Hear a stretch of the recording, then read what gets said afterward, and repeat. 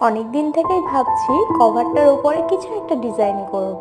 তাই আজকের থেকেই শুরু করে দিলাম কিছু একটা করার। তাই প্রথমেই ভাবলাম যে কালারটা করে নিই, তারপর দেখা যাবে কি করা যায়। কালার করার পর ভগবান শ্রীকৃষ্ণের ছবি আঁকা শুরু করলাম। জানি না তোমাদের কাছে কেমন লাগবে, বাট যদি ভালো লেগে থাকে তো লাইক করে আমার পাশে থেকো আর চ্যানেলটাকে সাবস্ক্রাইব করে দিও, যাতে আমি ভালো ভালো ভিডিও তোমাদের সামনে তুলে ধরতে পারি।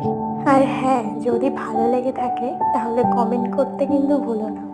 আর দেখা হচ্ছে নেক্সট ভিডিওতে।